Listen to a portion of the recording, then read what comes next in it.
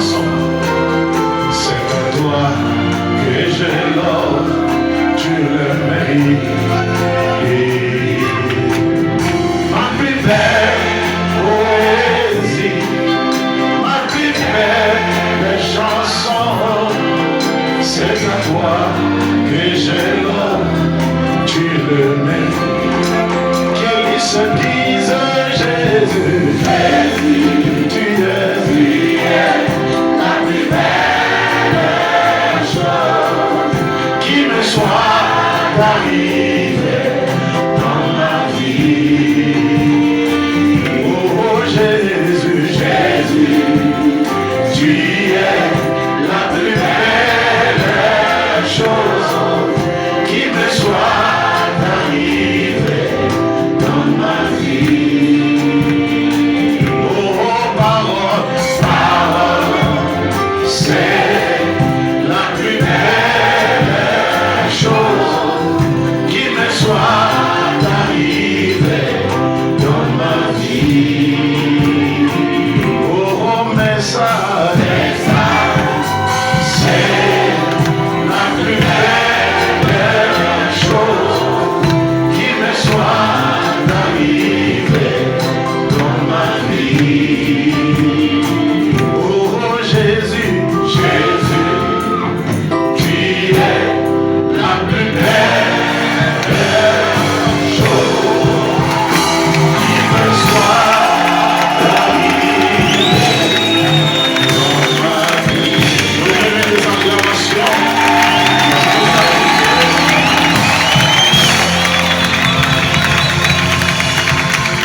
Alors que nous sommes de nous allons profiter des mois de nos Bibles.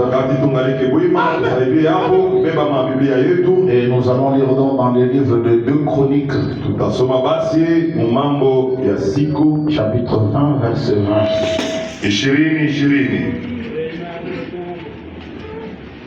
2 Chroniques 20, 20. Le lendemain, ils se mirent en marche de grand matin pour le désert de Tekoa.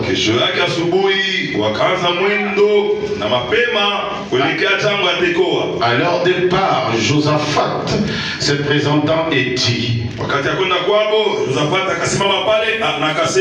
écoutez-moi Juda et habitants de Jérusalem,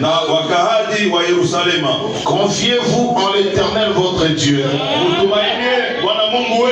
et vous serez affermis. Confiez-vous en ce prophète et vous réussirez. Est-ce qu'on peut le lire tous ensemble?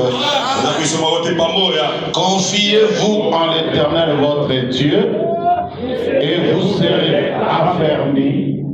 Confiez-vous en ce prophète et vous réussirez. Que Dieu bénisse donc la lecture de sa parole. Vous pouvez vous asseoir. Et tu salues le frère à côté de toi, dis-lui que Dieu te bénisse. Surtout dis-lui sois les bienvenus dans la maison de Dieu. Et dis-lui que toutes les bonnes choses de la part de Dieu te soient accordées, qu'il me soit accordé. Et surtout en ce jour, en ce matin, que nous puissions prendre la vitesse de croisière. Est-ce que je peux entendre un amen? Nous avions commencé à parler le vendredi. Nous montrons comment est-ce qu'en ce jour, Dieu nous a envoyé Élie le prophète. Et comment est-ce que Frère Branham dit? Et c'est Élie le prophète qui est un grand prophète. Nous qui sommes les gens qui le suivent, nous sommes lents à le suivre. Nous sommes lents à le suivre. Et nous devions avoir de la vitesse pour attraper notre bénédiction. Et William Branham dit que l'âge dans lequel nous vivons, c'est un âge de la vitesse. C'est un âge court et vite. Et plus tard, il nous dit que c'est l'âge des actions rapides. Est-ce que je peux entendre un amen?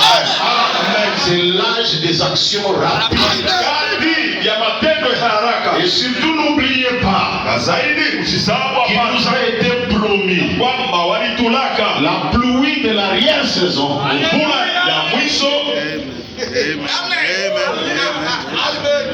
Amen. Amen.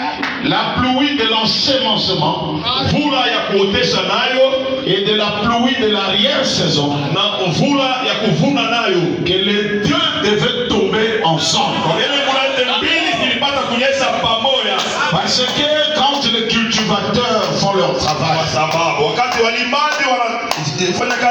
il y a une première pluie qui tombe.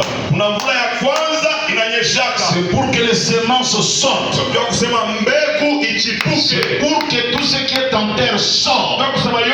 Et il y a une dernière pluie qui amène ce qui était sorti à la maturité.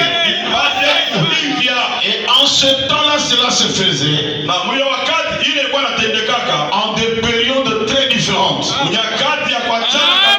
Ça tombait et tu devais attendre que la pluie de l'arrière-saison tombe pour amener ce que tu avais planté en maturité. C'était comme ça depuis tout le temps. Mais sachant les temps dans lesquels nous vivons, que c'est une saison de temps de choses rapides. Voilà comment Dieu promet qu'il nous enverra, non pas des temps très éloignés, mais que les deux pluies vont tomber ensemble. Ces deux pluies, c'est aussi le type de l'enseignement et de la moisson de l'enseignement. Parce que chaque enseignement doit produire quelque chose. Or, il faut attendre que l'enseignement prenne place. Et plus tard, ça fait sortir le fruit en sa saison. Mais il crée une exception pour toi et pour moi. Donc, les deux pluies tombent ensemble. Tu es enseigné aujourd'hui et tu reçois les résultats aujourd'hui. Que quelqu'un me donne un amen. C'est le temps des actions rapides. Et William Branham nous dit, tous ceux qui sont lents, ils mourront. Il faut être vite. Que quelqu'un dise, je n'ai pas cru ce message pour rester longtemps comme ça. Cela suffit. On reçoit les messages en mon temps. Laissez-moi vous dire, frère, il n'y a pas un autre temps. Nous sommes au temps de la fin. S'il y a quelque chose que Dieu doit faire, c'est maintenant. Et je crois que tout ce que Dieu a réservé depuis tout le temps, depuis le premier âge jusqu'en nos jours, je crois qu'il est temps que nous pleurons à Dieu et se souvenir de nous, que nous les donner. Parce qu'il est écrit ce que les Gélèques ont laissé, ce que les Gazam ont laissé, et toutes ces choses-là, c'est que c'est à détruire. Aujourd'hui, Dieu restaure. Amen. Alléluia. Nous sommes au temps de la restauration. Amen. Aujourd'hui, il fait des choses exceptionnelles. C'est l'âge des actions rapides. Une bénédiction rapide. Amen. J'ai dit c'est une exception.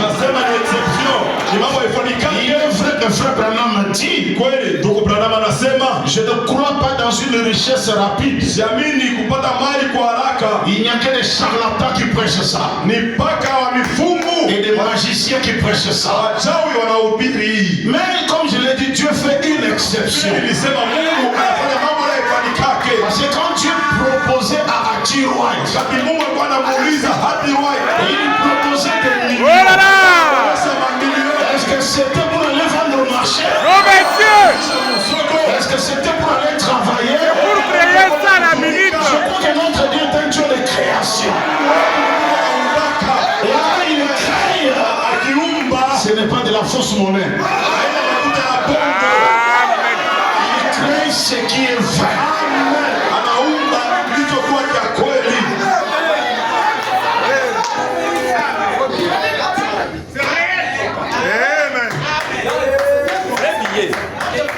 Laisse-moi te lire quelque chose pour te donner un peu de la foi.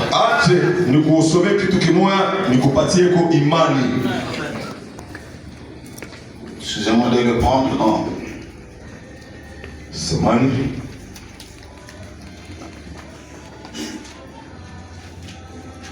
Ce que nous sommes aujourd'hui, nous ne devons pas être ceci. Moi, je le crois de tout mon cœur. On doit être quelque chose d'un peu plus différent. Amen.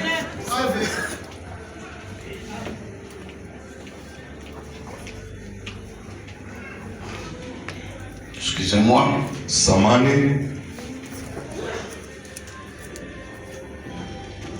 Branham parle du message du temps de la fin. Qu'est-ce que le message du temps de la fin? Et tu ne le sais pas, paragraphe 49. Écoutez très bien. Je suis seulement en train de construire. Dis-le à ton voisin, je suis seulement en train de construire. Bon. L'heure est proche. Où vous allez avoir quelque chose arriver. Amen. Où il va arriver quelque chose. Et toute cette toile de fond ici n'avait que poser le fondement d'un message. Amen.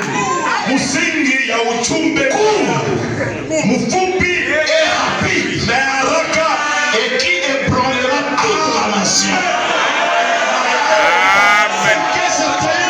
Le message de Branham n'est pas quelque chose de si grand. C'est court, rapide, mais avec des résultats extraordinaires.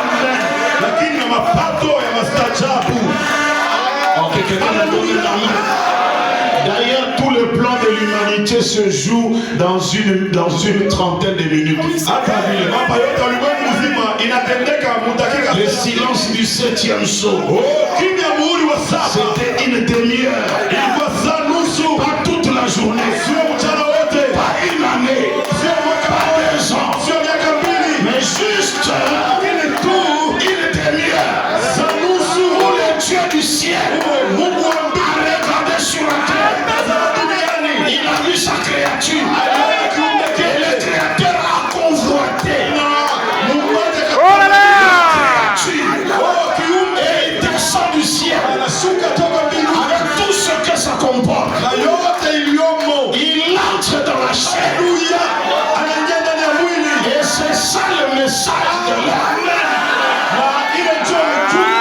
C'est plus que lire les citations. Dieu lui-même, dans la chair de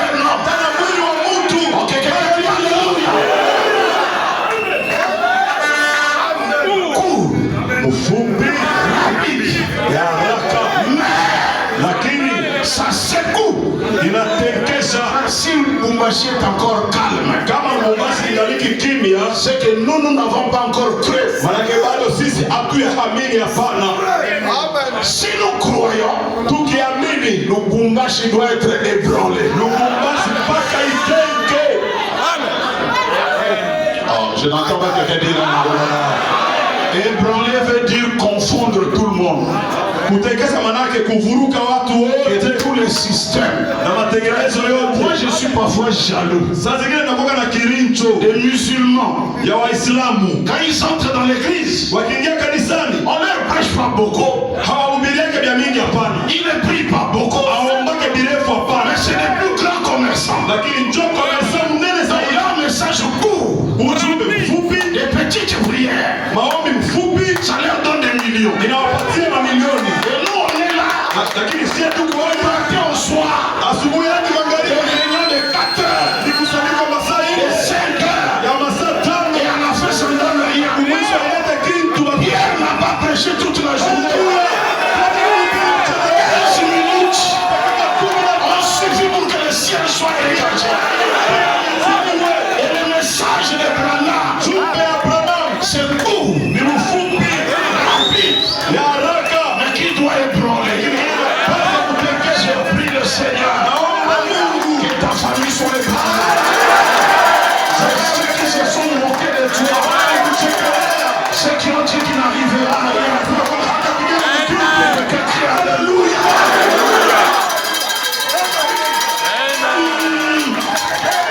Nous pouvons dire comme un frère de rouge quand je chante. Tunaweza kusema sasa vile ndugu wa kuiruhusu Bakufa teo, wasikufe. Hapana, aini nangai bakufa wale teo, walinichukia wasikufe. Hapana, achuli nangai bakufa teo, wale waliozo walikuwa wasikufe. Hapana, aini nangai bakufa teo, wenye kunichukia wasikufe. Nataka mwanzo yangu Amona pepe. mwisho.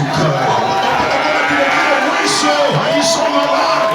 Wakati wakati wagonjwa, Prions qu'ils ne meurent pas. tunaomba wasikufe. Hapana, Pour voir ili wapate kuona le spectacle final. filamu ya mwisho. Alléluia. Vous avez compris pourquoi parfois je n'aime pas trop durer avec mes prédications. Nafikiria kwa sababu kanisipendeke sana kutawia na mahubiri yangu. Juste quelque chose d'essentiel. Amen. Mais que ça soit efficace. Kiwe na nguvu kabisa. Haleluya. Que quelqu'un me crie en arrière. Amen. Mfupi Rapide. na haraka, Laquelle avec des conséquences na matokeo grandioses. ya mnene. Haleluya. Oh là là. Amen. Il y a une chanson que nous chantons. Kuna wimbo mmoja tunaimbaka. Deux mots. Misemo mbili. Croire seulement. Amini tu. Njoo basi. Croire. Amini tu. Écoutez la conséquence. Sikie matokeo. Haleluya. Si Inawezekana. Haleluya. Gloire à Dieu. Amen. Mfupi. Mfupi. il y a des phrases. Kuna mafraza. Hey, Écoutez, sikieni. il y a des phrases. Kuna misemo manaweka pamoja. Dans la Genèse, Dieu dit, Katika mwanzo Mungu anasema si tu, kama tu, seulement le si tu là, mpaka ile kama una wewe a mené le désordre. ilileta fujo, mvuruko. Si tu, Ukipima tu, si tu fais ça, ukifanya hivi moi je ferai ça. mimi nitafanya hiki, Si tu fais ça, ukifanya kile moi je ferai ça. nitafanya hiki. Un homme n'aime pas ça.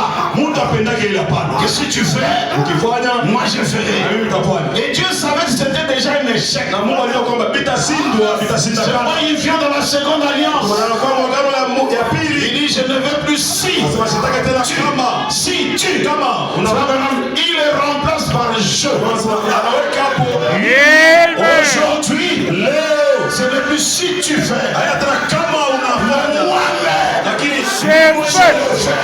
tanifanya Moi-même, je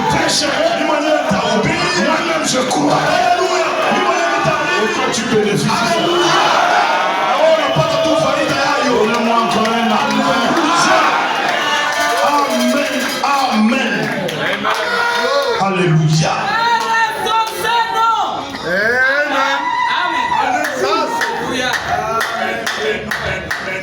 Amen. Que quelqu'un dise à son frère, ça ne doit pas être comme ça. Ne doit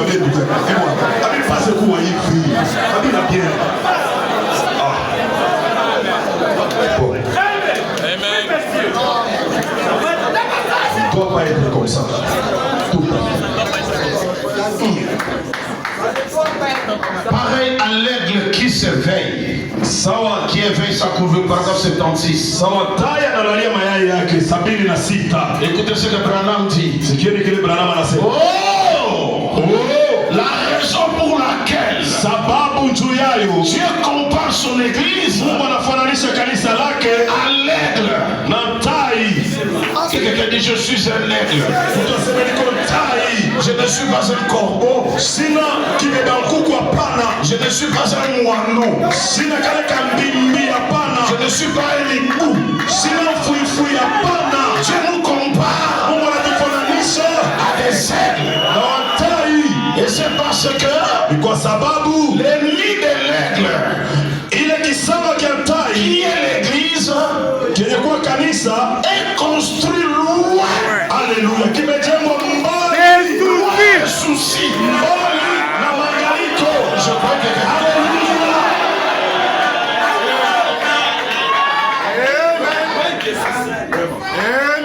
que quelqu'un n'a pas bien écouté. L'aigle, quand il construit son nid, c'est loin des petits serpents. Loin des petits, ça ne va pas. Oh, ça n'ira pas. Oh Seigneur, tu m'as abandonné. Non, il amène loin. Loin des soucis. 2025. Je prends l'Isle tabernacle. Alléluia.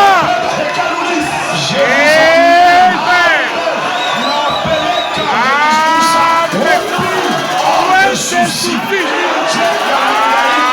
Je n'arrive pas à payer la maison. Je n'arrive pas à envoyer les enfants. Aujourd'hui,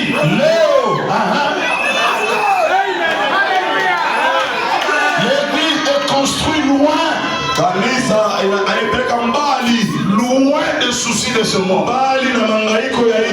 Quelqu'un ajoute à part loin des soucis. Des dangers.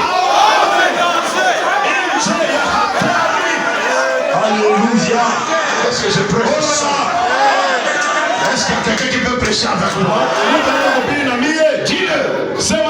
Hors de soucis. Hors du danger.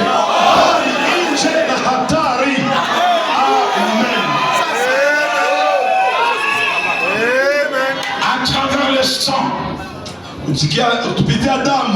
Là où le prédateur moderne Amahod ne peuvent pas arriver. Oh,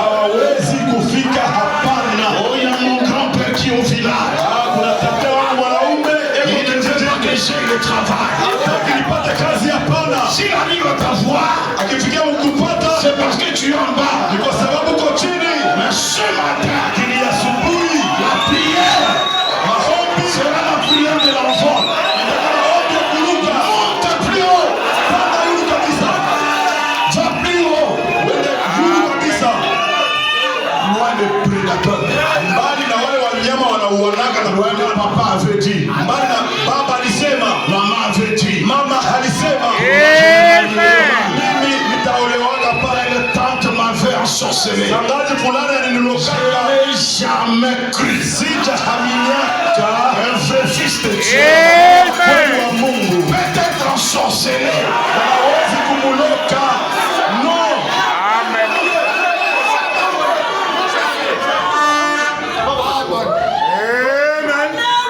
Panda Yulu.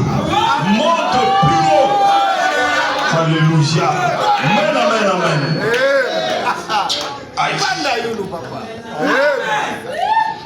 Alléluia. Bon. Il a dit, alisema vous êtes une ville. uko muti. Si tu es dans la vallée, Sur une colline. Yule ya mulima. je n'entends pas. Sisikia hapana. Vous êtes une ville, Uko muti. une colline, Mulima. située où ça? Yuko yapi? Sur la montagne. Kwa mulima. Frère, il est temps Ndugu, ni wakati que les gens voient watu waone qui tu es. wewe uko nani. Parce que si on veut observer quelque chose, Ukitaka kutazama kitu fulani, on ne le cache pas en bas. abakificha misaka chini hapana. Mais quand on veut observer quelque chose, Kuangalia kitu fulani, on le met en haut. wanakiwekaka yulu. Comme ça, tout le monde dans les environs Watu wote wanakuwa pale karibu puisse observer. wapate kutazama. Et moi, j'ai dit, Na mimi nasema tu n'es pas une ville amen, hauko muti construite en bas. ile wanayenga ko chini. Qui te verra? Naye atakuona, Qui parlera de toi? atasema juu yako. Qui témoignera que ton Dieu est puissant? Naye atasuta kama Mungu wako ni uwezo. Monte, Panda yulu zaidi. sois sur la montagne. Uwe yule mulima. Oh, nous sommes je vais monter sur la montagne. C'est là que l'on rencontre Dieu. C'est là que la joie nous inonde. C'est là que nous ouvrons les yeux. Je vais monter sur la montagne. Je vais monter sur la montagne. Et là que l'on est heureux. Sur les chemins rocailleux. Même si les chemins blessent un peu. Alléluia. Monte. Même s'il faut prier à 5 heures tous les jours. Même si les rochers te piquent. Même si ça pique. Oh là là! Monte plus haut. Il y a un jeune homme qui chante à Paris. Monte plus haut afin que tu voyais bien. Monte plus haut afin que tu voyais bien. Oh, donnez-moi la chose là. Oh là là. Pour ce qui est de cet âge, Kwa hiyo naangalia hii wakati nous ne sommes pas des agneaux. hatuko wakondoo, hapana. Non. Un agneau, Wanakondoo on lui ravit ses droits. wanamnyang'anyaka haki zake. Tout ce qui travaille, c'est pour les autres. Kazi yote wanafanya ni juu ya wengine. Vous êtes une ville. Uko muti Si tu es sur une colline, kwa yulu ya mulima, une lampe qui brille lampi yenye kuangala dans la pièce. mo nyumba. Oh, c'est quelque chose. Ni kitu fulani. L'église du Dieu vivant Kanisa la Mungu aliye hai est bâtie. imejengwa. Nous connaissons avec moi. Mhubiri na mie, La vraie église kanisa ya kweli est bâtie où ça? imejengwa wapi? Une voiture, Gari yulu kabisa, une maison. nyumba parulima. Alléluia. Il faut le croire, tu verras, ça viendra. Kuya Oh, yulu sana, sur yulu les ambitions. ya mani. Les prises et les faits.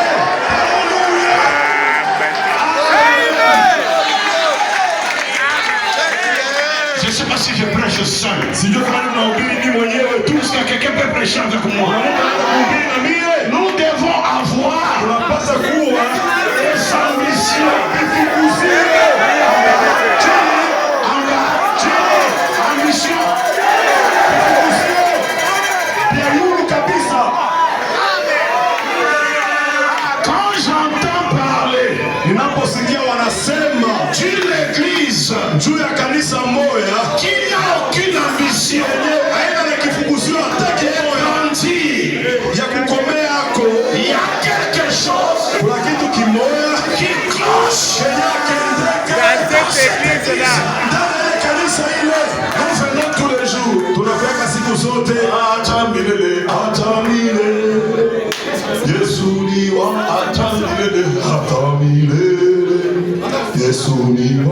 Nous dansons. Nous chantons. Et les gens sont restés de même.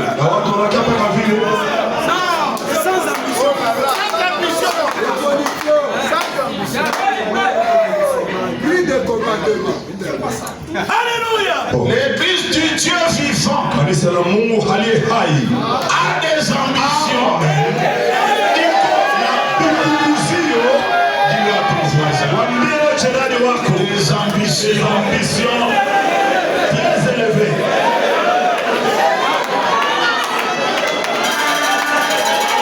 Dis-nous life prêche encore. Ambition élevée.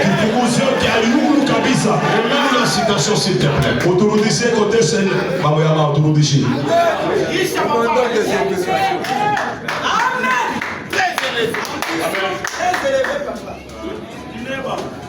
Amen. Élevé.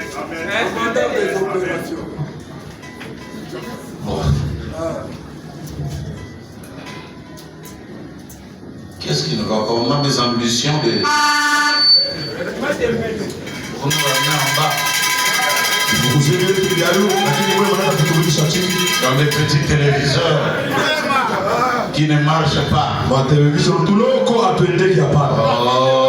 là là. Un jour, nous n'aurons pas de petits trucs comme ça. Nous aurons un écran. On a un écran, on commence là-bas, jusque là-bas. Si tu le crois, on va y arriver.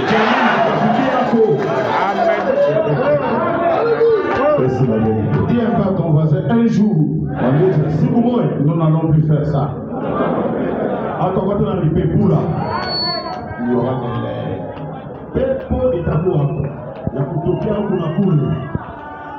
tu es là quand tu dis Amen, toi-même tu dis. Nous sommes bien ici. Tu dois avoir des ambitions. Très élevées.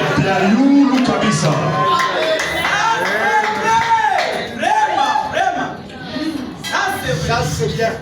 Paragraphe 78.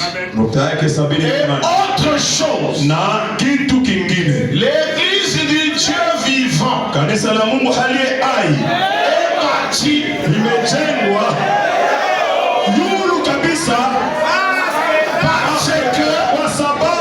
elle a des attentes et des espérances.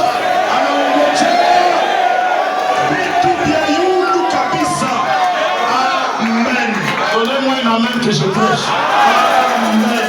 Nous ne nous attendons pas des petits trucs.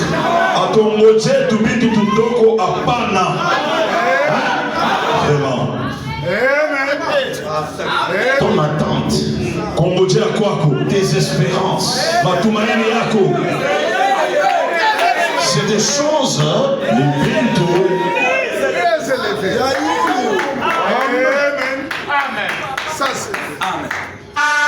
Je vais un peu faire un test de cerveau. Et puis même Ton attente, c'est quoi, toi? Je vais être un milliardaire. Je vais être un milliardaire. Bon, il n'y a pas de conviction là. Donc tu vois quelqu'un, bon, il a tout d'abord raisonné et tout là. Non, on va dans la future. Ça y est là. Ok. Ça y est là déjà. Faut quand tu le dis, même le diable lui-même est sûr. Il n'a pas écouté, mais acheter les moyens à la soupe. Celui-là, il croit vraiment. Une attente, une espérance, Bon.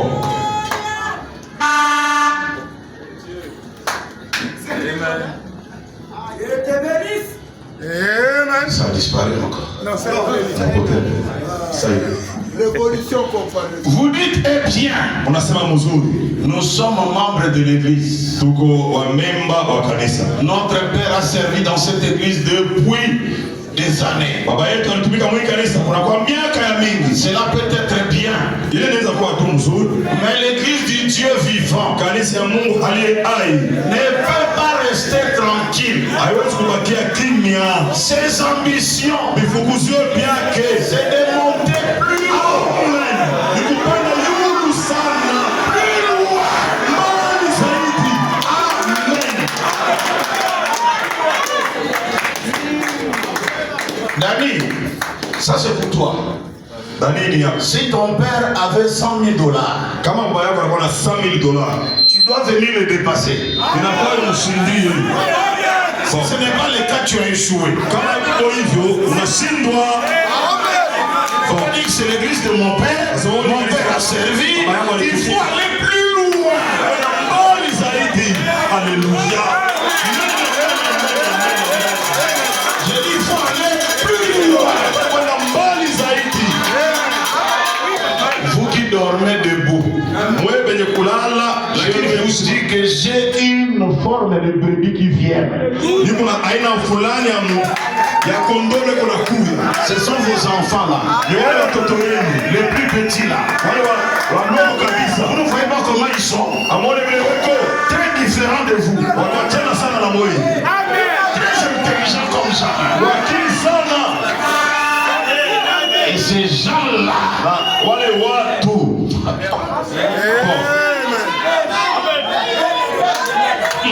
un jour, Siku moja on était sortis du culte.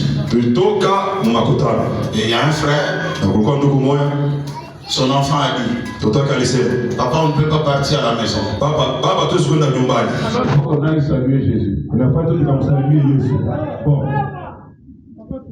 Et papa a dit, baba akasema, aïe Jésus, Yesu, ici, hapo. Bon. Ndio. Et papa dit, va saluer Jésus. Wewe ndo kamlamuke Yesu. Bon, Il est venu. akakuya Jusque là où j'étais. mpaka pale nilikuya. Shalom Jésus. Shalom Yesu. Son père a dit, moi je suis dans cette église il y a longtemps. Cette révélation-là, je ne l'ai pas encore eue. bado si haipokea. Vitesse.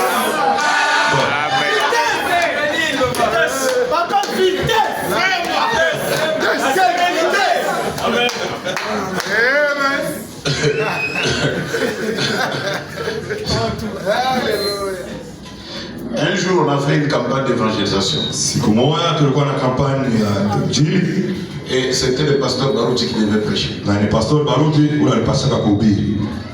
Il y a des enfants de l'église. Watoto wa kanisa huko Kurush Gosh. Leurs parents les amenaient parce que aller là où était la campagne, vous devrez passer devant l'église. Wazazi wao kwanza kupeleka mbele ya kufika kule kampani walipaswa kupitia kwa kanisa. Et ces enfants ont commencé à pleurer dans le véhicule. Watoto wale wakaanza kulia ndani ya motoka. Papa, tu as rétrogradé. Baba unarudia nyuma. Où est-ce que tu nous amènes? Unatupeleka wapi? Notre église est là. Kanisa yetu kule. Papa, il faut qu'on est là. Papa alifoko iko. Tu nous amènes où? Unatupeleka wapi? Il dit non, non, non. Hapana hapana. Papa, il faut qu'on est au stade. Papa alifoko iko Et mstari. il y a un pasteur qui doit prêcher. Na kuna pastori mmoja On anapaswa s'en fout de lui. hatuna taa kule juu ya. Amène-nous chez notre papa, il faut qu'on. Tupeleke kwa baba yetu lifoko. Les parents les ont amenés jusqu'au stade. Wazazi wakapeleka hadi mstari. Ils ont observé. Wakatazama. Ils m'ont vu à la chair. Wakaniona imbalini. Mais ils ont continué à dire, Lakini wakaendelea na kusema. qu'est-ce qu'il est venu faire ici? Ye mwenyewe anakuwa kufanya huku nini? C'est pas chez nous ici. Haiko kwetu huku hapana. Papa va dire au pasteur, Baba wewe ndo mwambie pastori. on retourne chez nous. Turudie kwetu. Que lui nous prêche. Yeye hatuhubiri. Le papa était troublé. Baba alikuwa mwenye kuvurugu. Ah Seigneur, donne-moi un tel amour Tulipatie kwa mapendo ya aina muna pour mon pasteur. juu ya pastori wangu. Vitesse, papa. Spidi. Une vitesse incomparable. Spidi isiyofananishwa. Si tu veux voir même les téléphones, donnez-leur. Ukitaka uwapatie tu telefoni kaona. Ils vont vous montrer que ce que toi tu as là, tu ne le connais même pas. Kuuliza kama vile wewe unayo pale hauijui hata ile telefoni hapana. Chak chak chak chak chak chak. Regarde ici. Angalia hapa.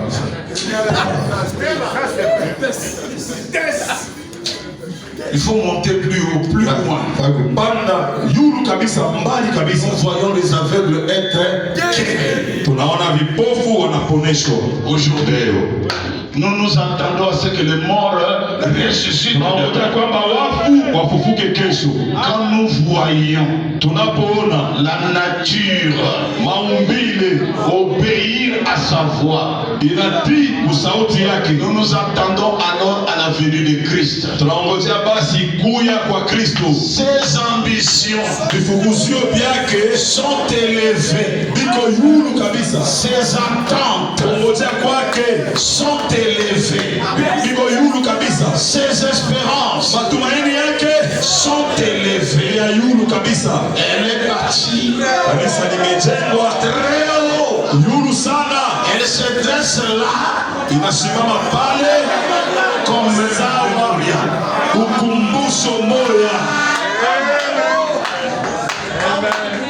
le chrétien, mon christiani à son poste de travail, ufazi yake ya kazi se tient, anasimama. Amen. Yulu ya mulima. Alléluia. Le poste de travail d'un chrétien, Fazi ya kazi ya mkristiani, c'est sur une colline. ni yulu ya mulima. Ses ambitions, Bifukuzio byake ni kupata manafsi dans ton travail, kazini mwako. il faut qu'il y ait des ambitions. Inabidi kuweko bifukuzio. Amen. Maintenant, qu'en est-il de celui-là Sasa biko chetu ya ule qui vend juste le pain avec le beurre? teko nauzisha tu mukate na manteka? C'est une bonne chose, mais je crois. Ni kitu kizuri, lakini naamini Il faut voir grand. inafaa kuona binene. Amen. Amen. Amen. Faire un grand restaurant. Kufanya restaurant inawezekana, c'est possible. Haleluya. Ça va nous dire, j'ai honte d'un pasteur Dukana wanasema ni una haya ya mchungaji qui n'a pas de grandes ambitions pour son église. yule anakosa vifuguzi munene juu ya kanisa yake. Frère Branham a honte Dukana meko na haya d'un tel pasteur. na pastori wa ina muna. Amen. C'est cela, frère. Ni ile ndugu, Avoir honte d'une église kuya na haya juu ya kanisa moya que nous allons appeler Rabbi, ile tutaita rabi, jana leo mpaka vile, qui ne change pas. ile haibadiliki kamwe. Oh là là. J'étais en train de passer devant l'église Elroy. Nilikuwa napita mbele ya kanisa Elroy. Le pasteur Mbunda, j'ai regardé. Pastor Mbunda nikaangalia, Il dit, c'est ça. nasema njoo hivi, C'est ça l'église. njoo kanisa hii. Tu ne peux pas être satisfait comme ça. Huwezi kufurahiwa na hivi vitu unavyo hapa. Ça doit être la rage Inabidi iwe hasira qui te ronge. yenye kukukula ndani, Atteindre l'excellence. kufikia kuuzuri kabisa, Être grand. kuwa mtu mnene. Est-ce que je peux entendre un amen? Haleluya. Maintenant, ce matin, Sasa hii asubuhi je voulais juste te montrer le secret nitaka kuonesha tu siri qui fait qu'un homme puisse atteindre rapidement sa bénédiction. inafanya kwamba kwa haraka mtu afike kwa baraka yake. J'ai commencé à l'introduire Nilianza kuingiza hayo quand nous étions là le vendredi. wakati tulikuwa hapa siku ya Jumapili, Ijumaa.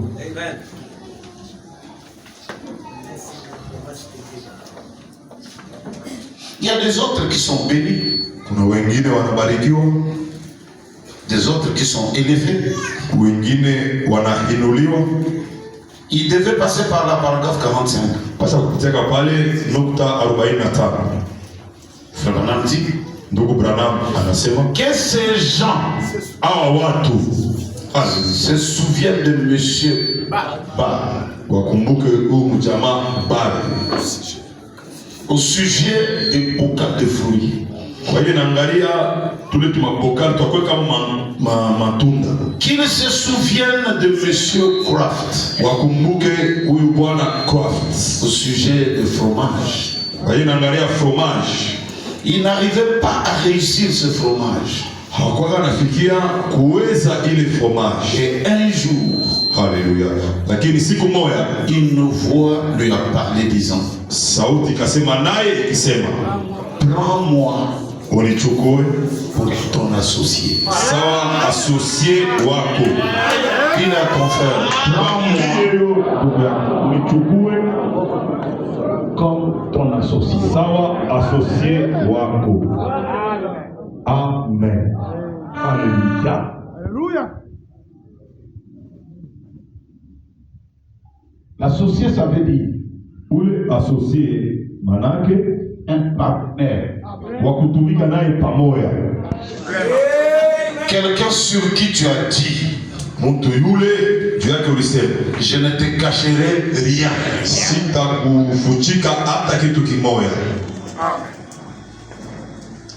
Jésus-Christ est le même hier aujourd'hui. Ici, je voulais vraiment que vous me suiviez calmement. Hapa nilitaka munifuate na utulivu yote. Paragraphe 23, il dit ceci. 23 anasema hivi. Nous voyons que l'apôtre Pierre Tunakwamba mtume Petro n'était pas assez instruit pour signer de son nom.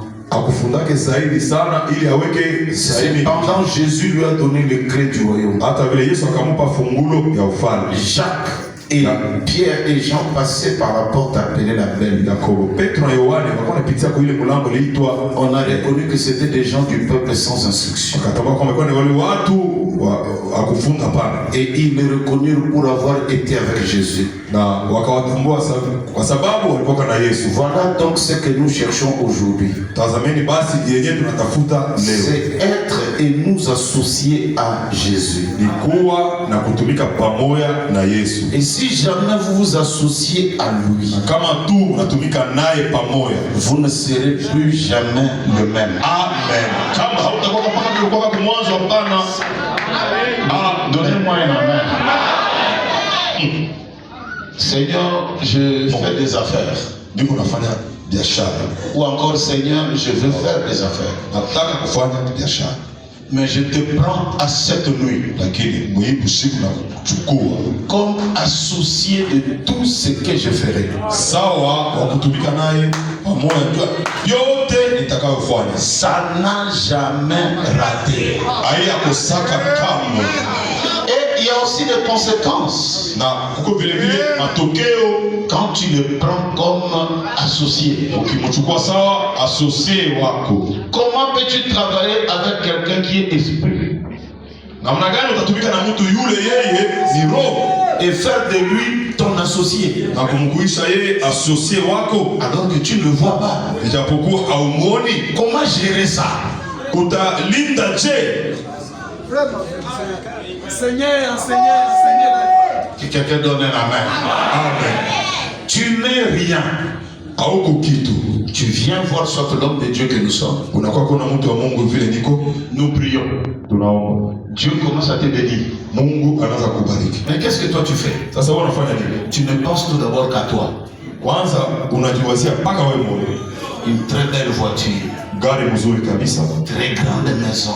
Nyumba wa munene. Et tu ne fais que t'acheter des choses. Huku unajinunulia vitu, unajinunulia wewe moya tu. Malheureusement, c'est ce qui arrive. Kwa ole ndio kenyewe kiko natendeka.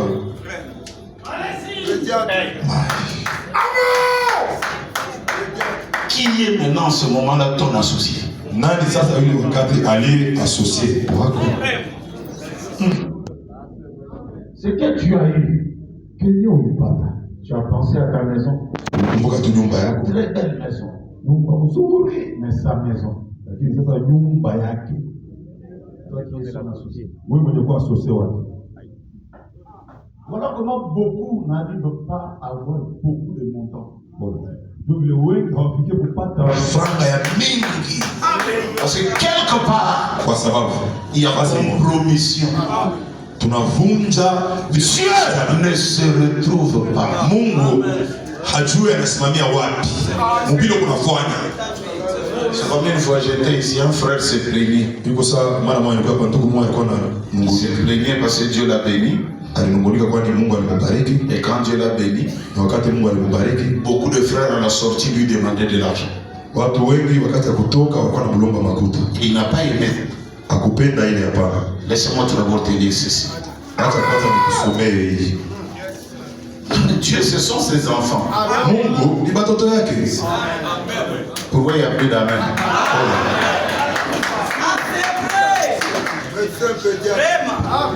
Toi, je t'ai déjà dit, laisse un peu tes commentaires. Tu sais, les pédiatres, c'est pour les petits-enfants. Ici, il n'y a pas de petits-enfants.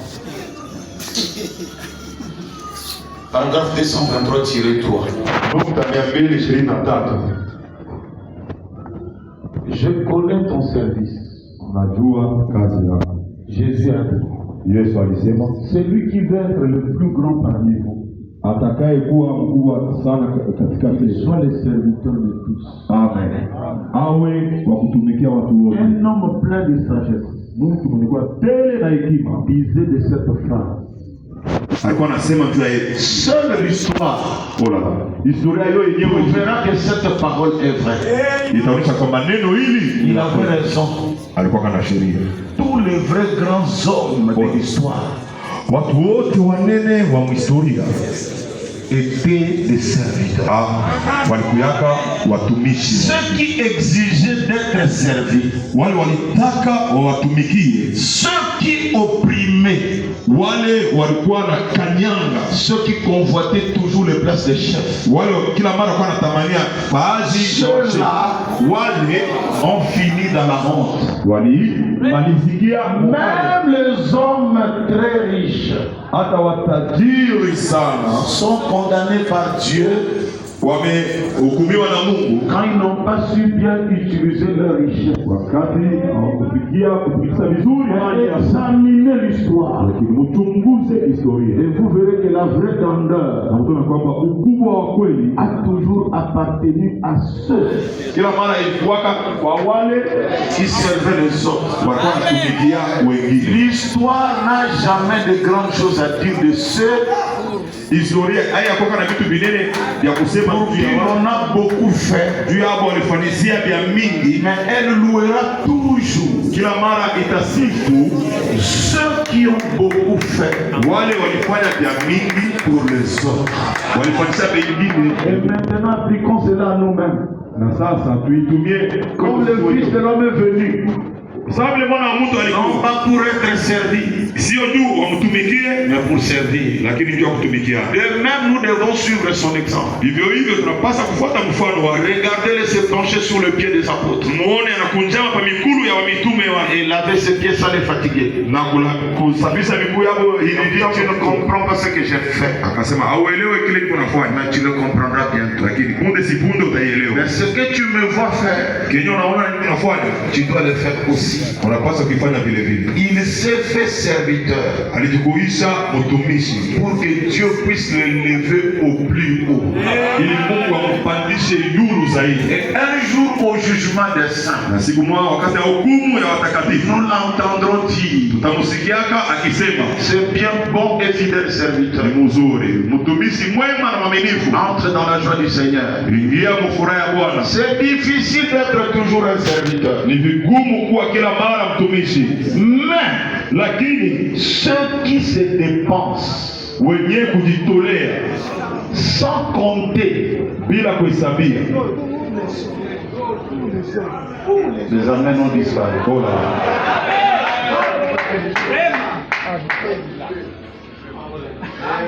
J'avais déjà donné quelque chose à l'église, là c'est fini. C'est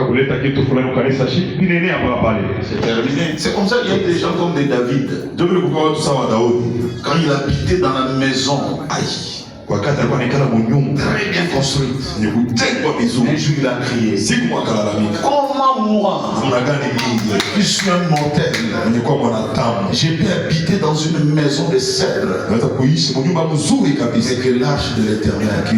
Ça c'est l'argent qui vient de Dieu. Ça les soucie tout d'abord de l'œuvre de Dieu. Toi, quand Dieu t'a béni, tu as pensé acheter un terrain. Tu as acheté une maison, tu as construit 100 000 ou 50 000 ou 100 000. Je n'aime pas trop parler de ces gens, mais comme c'est la voie par excellence, pour arriver à la hauteur. Parce que moi je sais la bénédiction pour que vous soyez tous des millionnaires. Ça y est là. Amen. Amen. Ça nous accompagne. Amen. C'est la suite. Merci Seigneur. Quand Dieu te bénira, qu'est-ce que tu feras de ton associé? Je continue. Ceux qui dépensent sans compter pour les autres s'assieront un jour avec lui sur son trône. Et pourtant c'est une belle promesse s'asseoir sur le trône. Il y a quelqu'un qui ne dit pas même parce qu'il ne partage pas. Amen. Celui qui vaincra, il voit la guerre, il voit la bataille. Mais ici, celui qui ne donne pas aux frères. Celui qui ne donne pas pour l'œuvre de Dieu. On t'a vu, tu n'étais rien. C'est une belle voiture.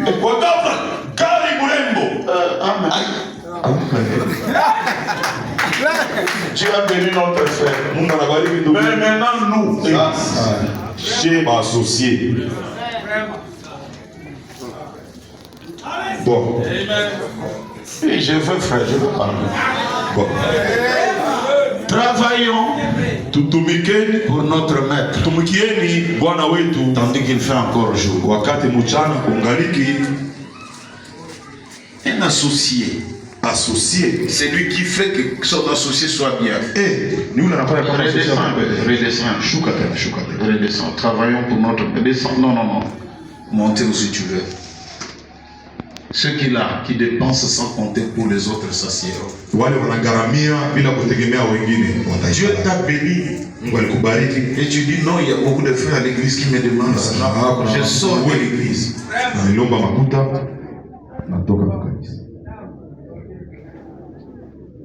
Tu ne veux plus de nous. Nous qui sommes ta famille. On ne réunit pas sa famille. Qui est le mendiant? C'est ta famille. Jamais tu ne peux te dire. Mon petit frère demande trop. Non. Si vous saviez, quand on dit demander,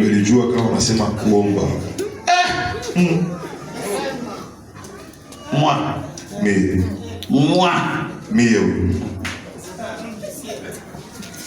Il faut demander le monde. Ce sont des gens, tu lui donnes à 12 heures. À 14 heures, il t'injure. 14 heures, à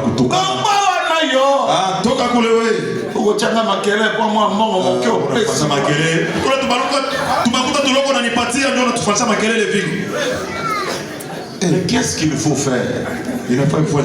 C'est ma famille. Si je laisse que quelqu'un meure, ça va toujours retourner sur moi. C'est pourquoi il est dit à celui-là que Dieu donne. Il y a des gens. Un jour, j'avais même pitié de frère David. Je lui ai dit, mon fils, c'est ça le destin. Et il y en a d'autres ici. À la sortie, frère, aide-moi. S'il n'y en a pas, tu dis il n'y en a pas. Et personne ne te tuera. Mais pourquoi tu as ça? Pourquoi Dieu te donne ça? Voilà là où beaucoup d'entre nous n'arrivent pas à exceller. Ils sont égoïstes. Dieu n'est pas leur associé. Frère, est-ce que tu sais que si tu vas ce soir à genoux, tu dis Seigneur, Unajua kama ukienda kwa magoti magharibi unasema par Bwana, rapport à ce que j'ai écouté, kufuatana na ile milisiki, je fais de toi na kukuisha wewe mon associé. associé wa. Frère, je vous dis tel que je suis là. Niko naambia vile niko Je hapa. connais ce Dieu-là. Amen. Na mfamia yule Mungu Il est obligé. Amen. Eko na mapaswa de te bénir. Amen. Il est obligé de te donner l'argent. Amen. Mapaswa kupatia Mais makosa. c'est toujours la réaction de l'homme. Kila mara ni namna ya kurudisha ya mtu.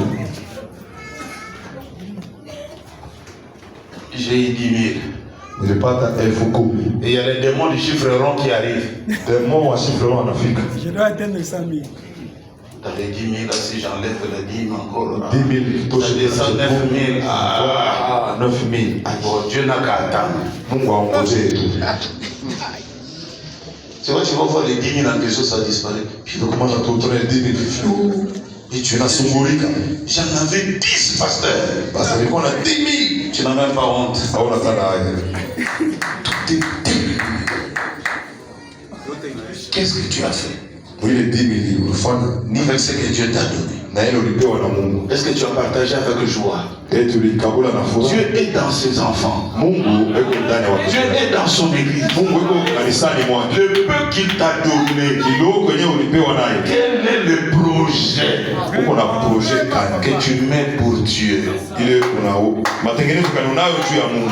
Et c'est malheureux Nani aole? que quelqu'un, Dieu le bénit, Mungu Mungu anambariki, il change d'amis, anabadilisha warafiki, il change tout le monde.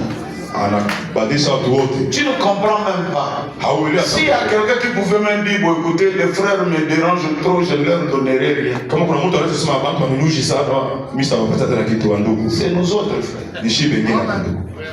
Ce que j'ai vu, c'est grave. Bila niko naishi ni hatari. J'ai 49 requêtes de pasteurs. Niko na maombi ombaomba kwa watu wa pastori 49 qui veulent commencer des églises. wale wanapenda kwanza makanisa, Demandent des tôles, wanaomba malata, ils demandent de ceci, wanaomba kuibi des instruments. mainstruments. Patata. Qu'est-ce qu'il faut faire? Sasa inafaa kufanya Mariage.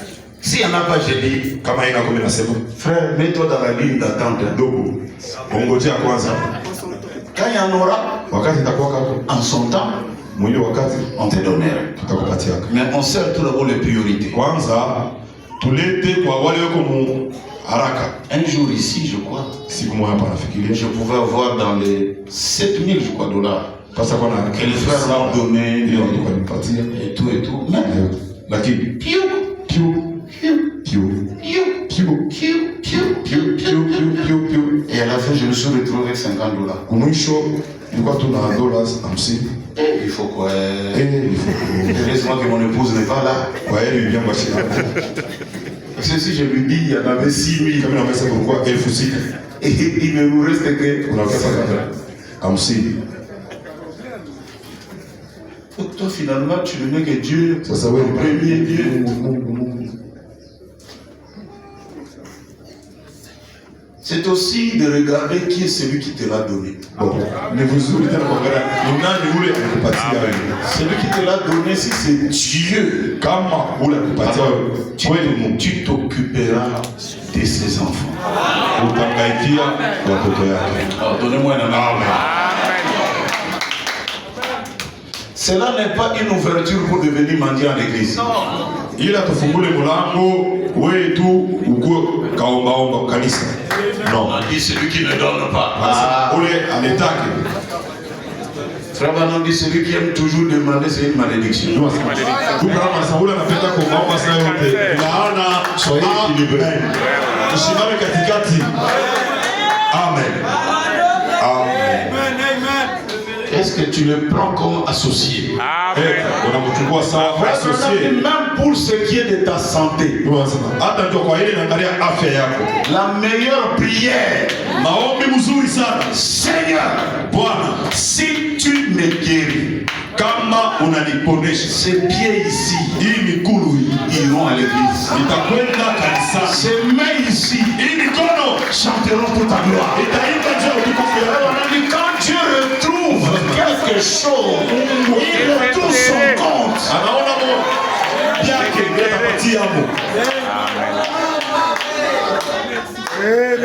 Je sais que chacun est en train de se voir.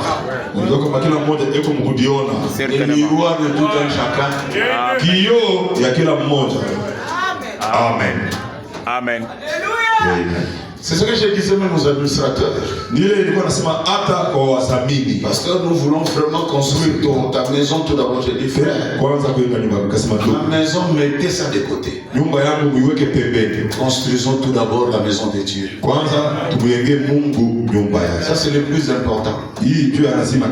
Moi, je peux même faire une petite chambre en haut là-bas. Avec toilette et tout et tout et tout. Et j'ai vu pour moi ici.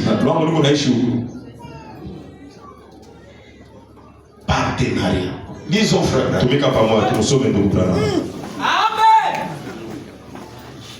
Qu'est-ce qu'on appelle l'associé? En grec, on l'appelle le koinonos.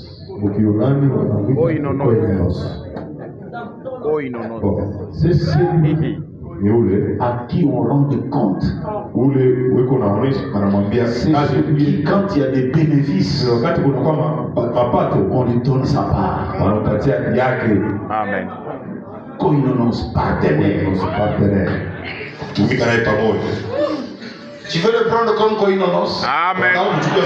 Amen. Si il te bénit, est-ce que tu le prendras comme koinonos? Amen. Amen. Vraiment. Ça, c'est vrai.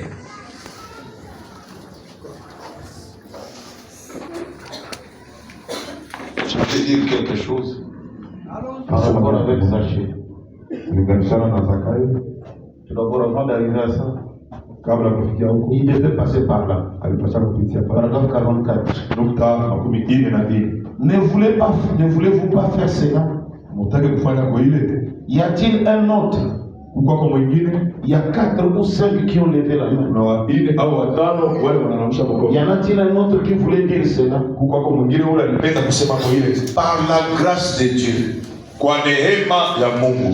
je prends Jésus maintenant pour qu'il rentre avec moi chez moi. Je suis un Zachée. Oui, oh. Je suis membre de l'église. Comme il était Zachée. Je pensais que j'étais aussi dans le bon autant que Zachée. Zachée pensait qu'il était dans le bon. Il était dans l'erreur jusqu'au moment où il est entré dans la présence de Dieu. C'est lui Jésus qui vous parle maintenant. Descendez de là. Maintenant. Que Dieu vous bénisse. C'est bien. Êtes-vous sûr maintenant qu'il ne vous a pas parlé?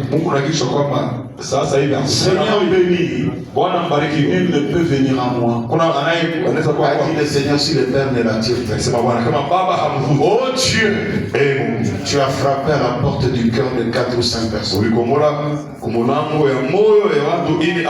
Mais ce soir, j'ai dit à tout le monde ici, tu connais leur cœur. Tu leur as parlé. Tu les connais. Qu'à partir de ce moment, tu puisses mener une vie vraiment pieuse.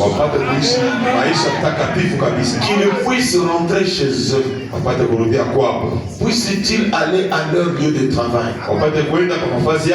Ces hommes qui ont levé la main. Ces femmes qui ont levé la main.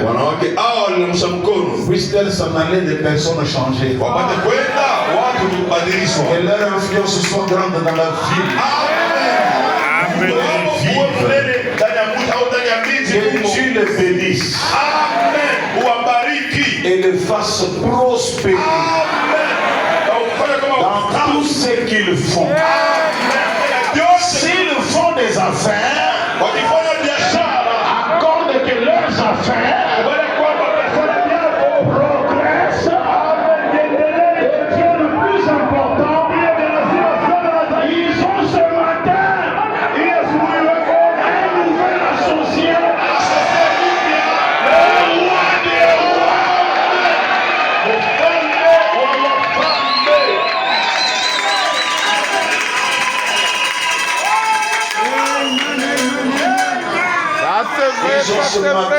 koinonos. Hii asubuhi wiko na koinonos, Le roi des rois. mfalme wa wafalme. Il y a eu un frère Kulikuwa ndugu moya qui était parti voir frère Branham. ule alitaka kumwona ndugu Branham. Frère Branham, je vais être millionnaire. Ndugu Branham anataka kuwa millionnaire. Frère Branham dit, ainsi dit le Seigneur. Ndio anasema hivi bwana Allez Mungu. à Texas, là, au Texas. Mwende huko Texas, Vous trouverez un puits utapata njimu moja du pétrole. ya petroli. Mais seulement coopérer avec les autres frères. Lakini tu mtumike pamoja na wandugu wengine. Ce frère est allé. Ndugu ule akaenda. C'était un ainsi dit le Seigneur. Ilikuwa ni hivi Bwana Mungu anasema, Et il a dribblé les autres. na akachola wengine. Dès qu'il arrive, on Talifika fait des études sismiques. wanafunga bulongo, Le pétrole n'était plus. petroli haikuwa. Il revient vers frère Bernard. Tu as dit ainsi, c'est le Seigneur. Hivi Bwana Mungu anasema Il n'y a rien. hakuna kitu. Il dit, le problème c'est que toi, Mambo kusema wewe tu voulais manger seul. unapenda kula wewe mwenyewe. Et il y a eu un autre qui est parti. Kulikuwa mwingine yule alienda, Ils se sont pris un contrat avec Dieu. wakasikilizana, wakabeba kontrata. Si Dieu nous bénit, Mungu akitubariki, mon frère aussi sera béni. ndugu yangu naye L'église sera bénie. kanisa Je itabariki. prendrai quelques frères qui ne travaillent pas. Chukua watu chache wenyewe hawatumiki, Ils vont travailler. watatumika. Et quand ils sont allés, Na wa- le même endroit, ile fazi moya moya le pétrole est sorti. petroli kwa mafuta. Est-ce que tu n'aimerais pas être comme Zachée? Haupendi kuwa sawa Zakayo? Zachée était un égoïste. Zakayo alikuwa mtu wa choyo. Mais quand il a croisé Jésus, Wakati alikutana na Yesu, il a pris Jésus comme son associé. kambeba Yesu sawa asosie wake. Vraiment.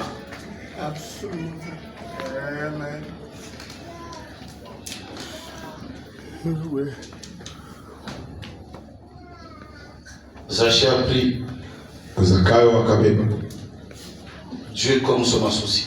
Mungu sawa wa kutumika naye pamoja. Qui est Jésus, paragraphe 173, 173? Nani aliye Yesu? Nukta 73. Homme d'affaires. Wafanya biashara, Savez-vous ce qui est arrivé à Zachée? unajua kilichomfikia Zakayo?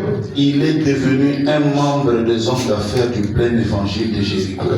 Kakuwa memba wa wafanyabiashara wa injili tele wa Yeriko. C'est juste. Ni sawa. Ce chapitre là-bas, il est devenu membre. Ile sura ile akuwa memba Ça a wa, l'air absurde, inaonekana saa ina na maana, mais je suis certain que Jésus ne pouvait rien établir d'autre qu'un chapitre du plein évangile. hakikisha kwamba Yesu hakuwezi kutu kitu kingine ila tu kuweka chapter moja. Zachée s'est associé avec ainsi maintenant Zachée. Faites de même. Zakayo alijasosie kwake hivi na mwe sasa fanyeni vivyo hivyo. Entrez dans les chapitres des hommes d'affaires du plein évangile. Mwingie mwile chapter ya watu kufanya biashara wa injili tele. Je l'ai dit ce matin. Nilisema hii asubuhi, Peut-être dans quelques mois ou années, labda mwii miezi au miaka chache nous ferons tutafanyaka des chapitres chapitre des hommes d'affaires ya wafanya biashara du plein évangile. wa injili tele. Amen. Toi Na wewe qui m'écoutes ce matin, mwenye kunisikiliza hii asubuhi, oh, donnez-moi un amen. Amen. Tu seras ce membre. utakuwa memba wa chapter hiyo. Amen.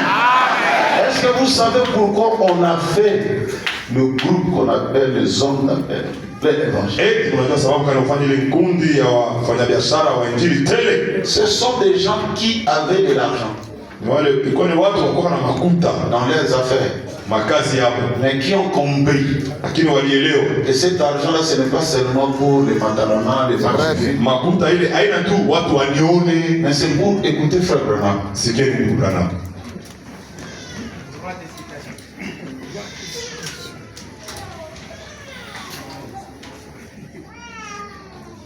Un prophète comme Moïse, paragraphe 4.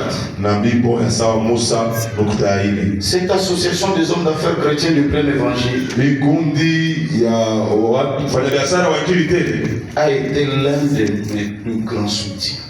ilikuwa mmoja ya msaada wangu mnene kabisa. En me recevant pour aider à accomplir, je crois, Mkunipokea juu ya kusaidia nipate kutimiza des desseins pour lesquels le Seigneur m'a envoyé à savoir kifukuze kile Mungu alinitia kujua, unir le corps de Christ de Jésus-Christ. kuunganisha mwili wa Yesu. Faire cela, c'est mon objectif.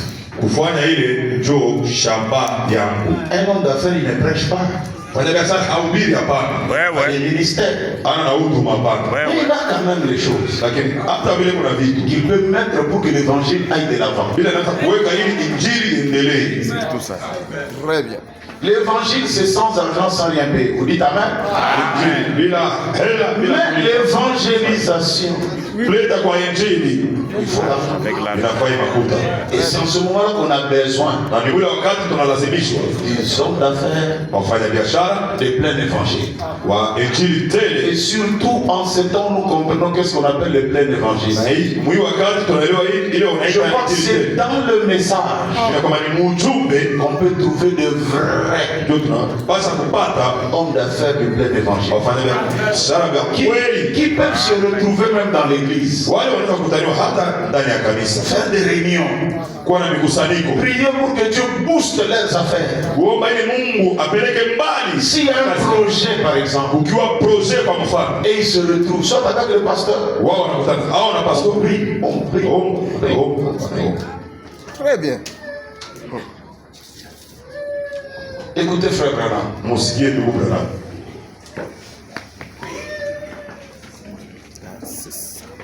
Sachez, paragraphe 1. Zakayo nukta ya kwanza.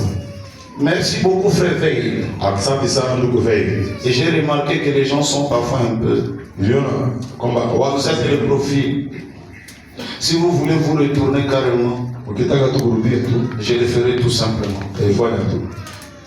Tournez carrément vos chaises. Mugeuze tu biti vyenu. Ainsi nous pourrons tous nous regarder en face les uns des autres. Hivi tunaweza kuangaliana wamoja na wengine. Comme le frère venait de le dire, Vile ndugu alitokea mkuisema. je suis membre Niko memba d'une association. wa kundi moya C'est l'association na kundi lile des hommes d'affaires chrétiens. ya wafanyabiashara wa Kristiani. Je venais de lui montrer ma carte de membre. Nilitokea kumuonesha karti yangu ya memba. Amen. Amen.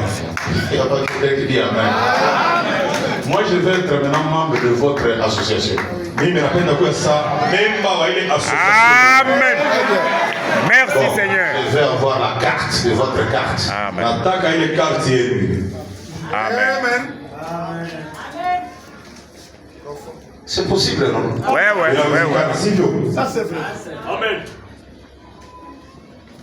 Des gens Watu qui ont pris Jésus wale walimchukua Yesu comme associé sawa asosie dans wa la vie. maisha. Il y a des frères Kuna wandugu qui le font. wanaifanyaka, Mais il faut que Dieu nous en donne beaucoup. lakini nafanya Mungu atupepo wengi. Que Dieu nous bénisse beaucoup. Amen. Mungu atubariki vya mingi, Que les attentes soient grandes. kungojea kukuwe kunene Que zaidi. Dieu bénisse tous ses frères. Amen. Mungu abariki hao wandugu wote Qui même sans qu'on leur demande quoi que ce soit, wale, hata bila kuwaomba chochote, ils regardent et disent ah, anaangalia anasema tu ça c'est quand même mon pasteur. huyu si pastori wangu, Il va rester comme ça. hawezi kubakia hivi hapa. Tiens. Kamata ako hilo. Maintenant vous croyez que je n'irai pas chez nous parler au patron? Nafikiria kwamba shida toka magoti ndio kuomba.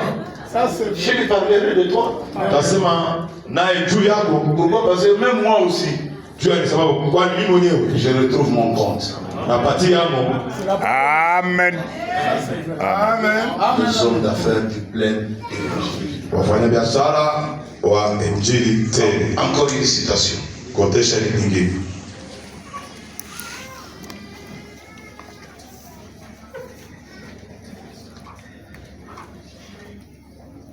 Il devait passer par là, par la 3. Alipasha kupitia pale nukta ya 3. Cette communion d'hommes d'affaires chrétiens représente beaucoup pour moi. Shirika hili ya wafanyabiashara wa Kristiani J'ai kuna maana sana été kwa coordonné à l'église missionnaire baptiste par le docteur Roy E. Davis. kuweka mikono mwile kanisa wa Baptiste na Dr.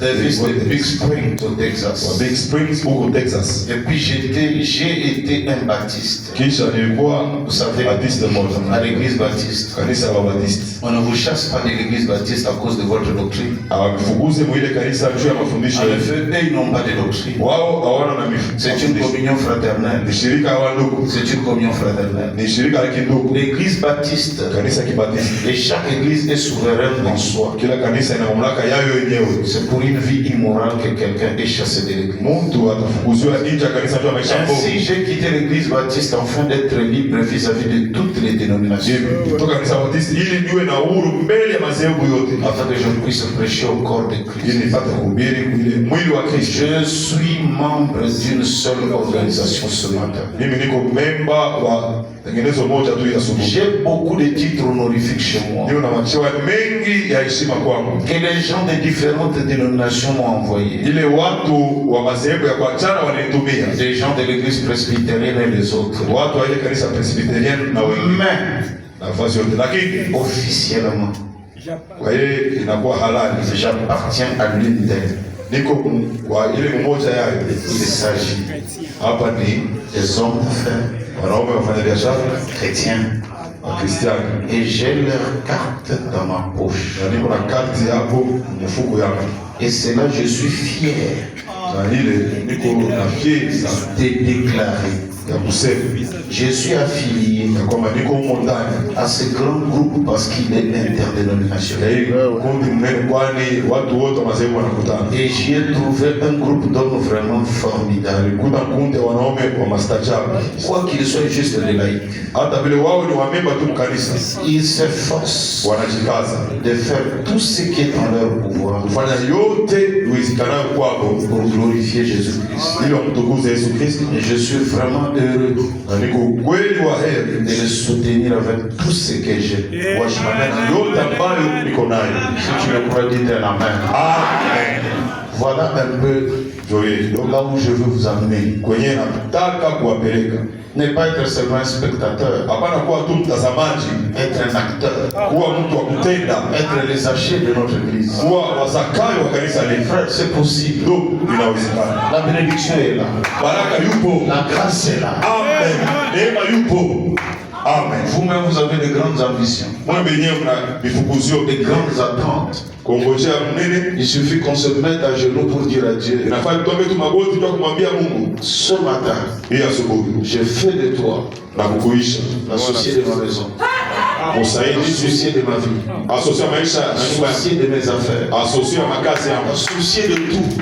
asosie wa vyote, Et lui aussi à son niveau. na yeye na yeye mkipimo yake Il va faire ce qu'un associé peut faire. atafanya kile asosia anapasha kufanya. Oh non, je cherche des marchés. Lui cherchera des marchés pour toi. Yeye atakutafutia, Lui trouvera un travail pour toi. yeye atakutafutia kazi. Et je prie Dieu, Na hiyo naomba Mungu, comme frère Branham l'a dit, vile tu Branham anasema que leurs affaires kwamba biashara yako soient importantes. vile vya lazima. Pourquoi? Juu ya nini? Parce qu'ils ont trouvé, Kwa sababu walipata, ils ont trouvé walipata un associé, asosie moja, le roi du roi. ufalme wa wafalme. Faites de lui ça. Mumukuishe vile. Je crois que dans cette église, nous aurons que des sourires Amen. et des pleurs. Kuliko kulialia, Nous allons essuyer nos larmes. tutapanguza machozi yetu. Le Dieu qui bénit les uns. Mungu anayebariki wamoja. C'est pourquoi quand vous voyez même un frère dans l'église être béni, Unapoona ukiona ndugu mwaka kanisani anabarikiwa, il ne faut pas seulement aller pour lui demander de l'argent. Il faut lui demander un peu quel est ton secret. haifai hapa kwenda kumlomba makuta. Wewe kwanza muulize siri yako lipi? Qu'est-ce que tu fais quand Dieu te donne de l'argent? Unafanya kwa nini? Mungu akikupa makuta, Tu vas trouver ce secret ici. utapata ile siri. Amen. Tu vas trouver qu'il donne. Utakuta kwamba iko Tu vas nalea, trouver qu'il fait. utakuta kwamba iko nafanya. Mais c'est ici à Lubumbashi où j'ai vu. Na ni huku Lubumbashi niliona Quelqu'un nous a donné quelque chose. Mungu alitupatia makuta kidogo, Et il veut sortir de l'église. anataka kutoka mkanisa.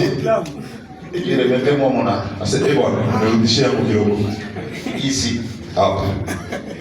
La couleur qu'on a mis là. Remettez tout. Penti rangi tuliweka pale, bwana, unirudishie vyote. Les carburants qu'il avait mis dans ma voiture. Karibira aliweka kama motoka yangu, Remettez. unirudishie. La nourriture qu'on a mangée. Chakula yenyewe tulikula, Remettez. nirudishie. Oui. C'est vrai. Oui, oui. Vous ne savez pas. C'est comme ça. On sait. On a émis de l'argent. Tous les jours, ça m'a coûté tard. Donc il ne le faisait même pas parce que Dieu était son partenaire. Parce que ça va beaucoup. Comment Dieu, quand Dieu tu le donnes, vous connaissez l'histoire de ce frère dont je vous parle qui voulait toujours chanter tango et l'os aussi.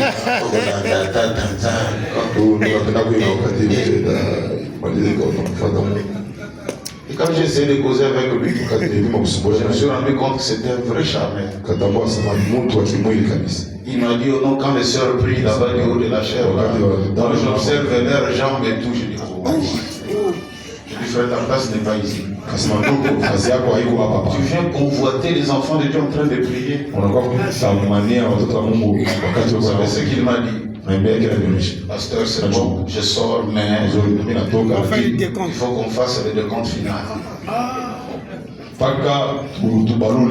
C'est toutes les dîmes que j'ai données.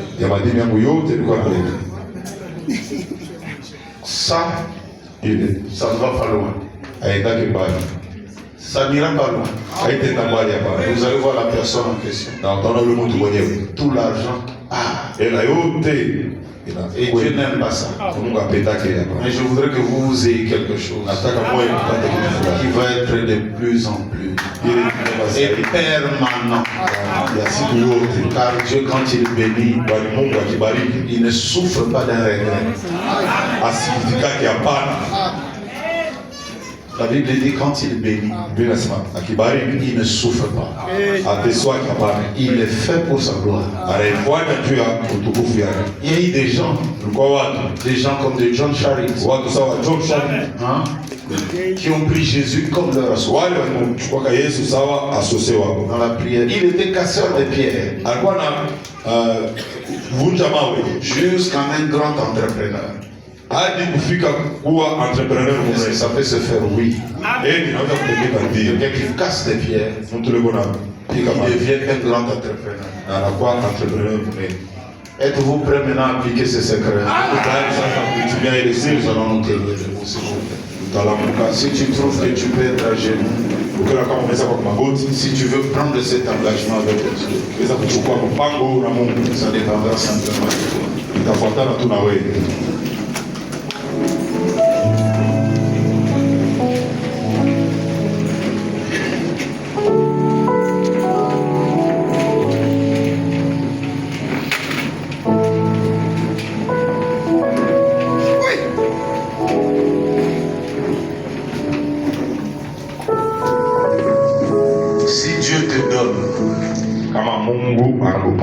Si Dieu te bénit, qu'est-ce que tu fais? Mais ce matin, je suis plus que sincère pour mon église, pour mes frères, Merci Seigneur. pour mes soeurs. Mais quand Dieu te le donnera, quand il te bénira, chose qu'il va faire, qu'est-ce que toi tu vas faire?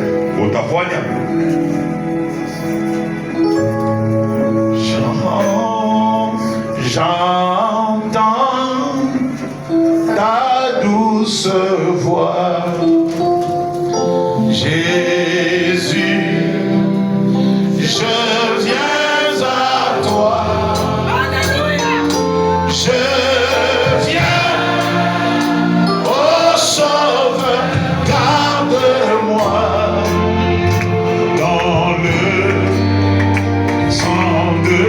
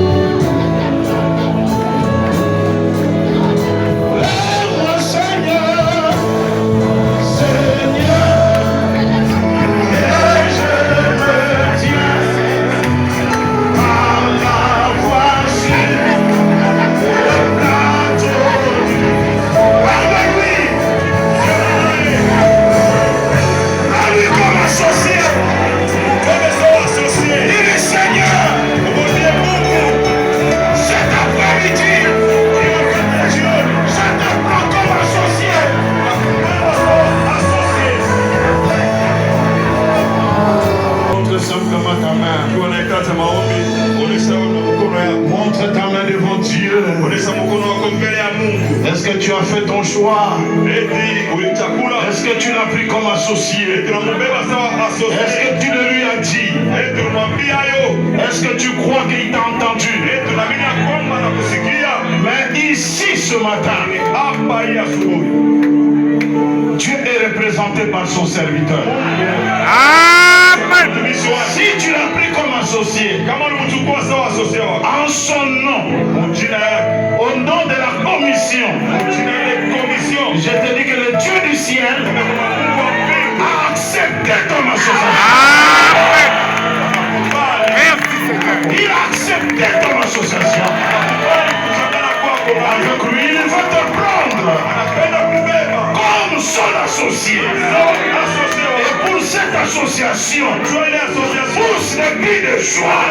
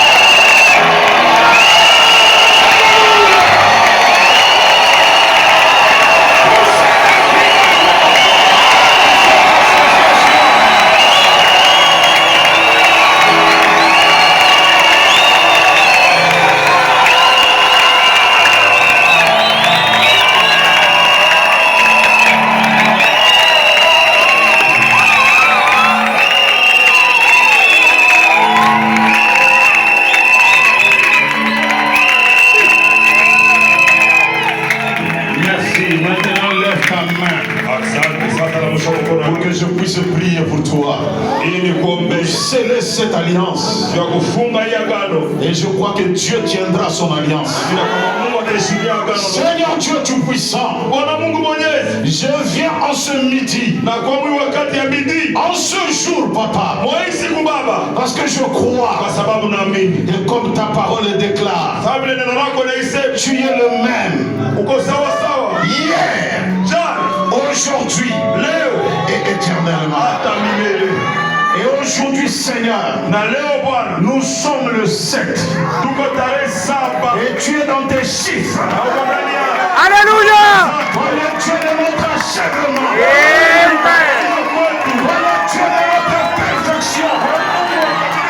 En ce jour, du 7 septembre, nous allons traiter alliance avec toi. Au nom de Jésus-Christ, toutes les mains levées, ce sont des associés.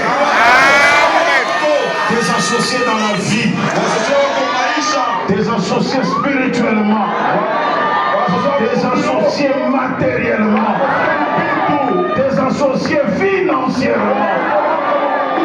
Papa, quand tes enfants sortiront, je crois que l'onction financière puisse suivre tout un chacun. Il n'oublie pas le secret de l'association.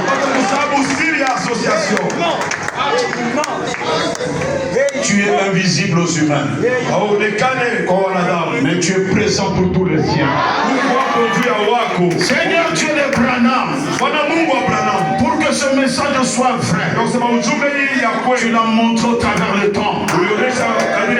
Et le seul message qui est vérité, c'est le message de William Branham. Et nous sommes dans le temps des actions rapides. Seigneur Dieu, nos attentes sont élevées. Nos espérances sont élevées. Si quelqu'un a besoin du Saint-Esprit, donne-le-lui.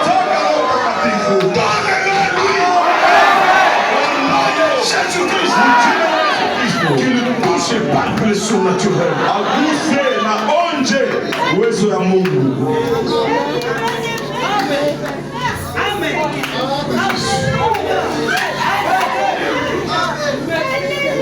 Que tu ne sois pas seulement un associé comme une ceinture, associé ça tout, un pantalon qu'on peut enlever. Sois un associé comme notre peau.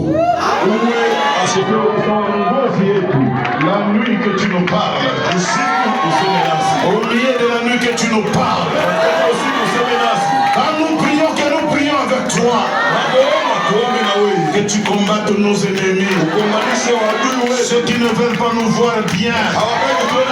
Ce matin, toi le grand aigle, toi la mère aigle, qui n'accepte pas que sur les mille où il y a des aiglons, qu'un danger vienne.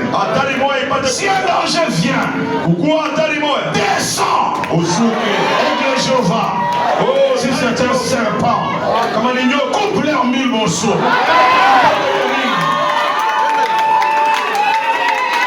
Que ce soit au travail, que ce soit partout où nous serons, que ce soit là où nous sommes à l'école, personne ne peut bloquer nos projets, personne ne peut bloquer notre destin. Tu as dit que nous serons la tête, nous serons le premier et non le dernier. Sois loué, sois béni.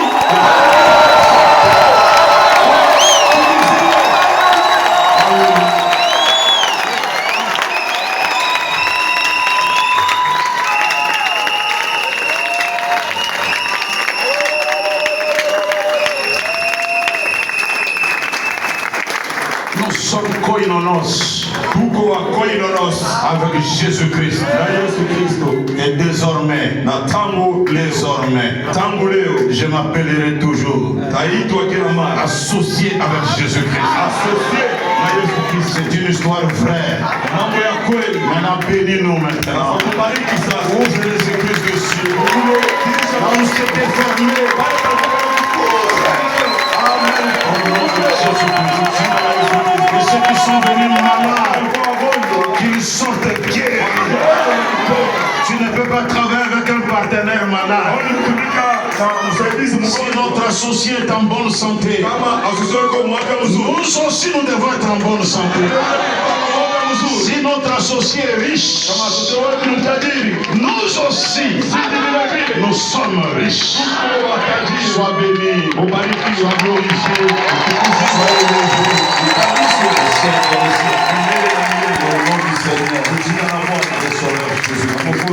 J'ose croire que ce que je t'ai demandé, sincèrement, tout mon cœur, laisse dans les jours qui vont venir, nous puissions voir les résultats de cela.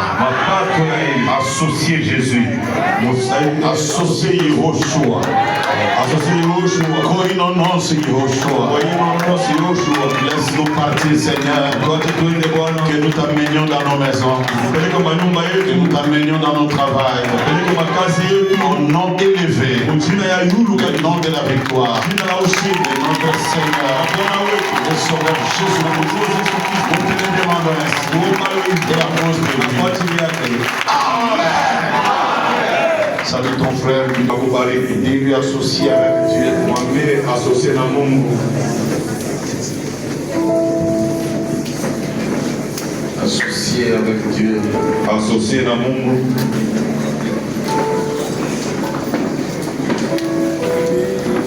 Avant que je ne puisse partir,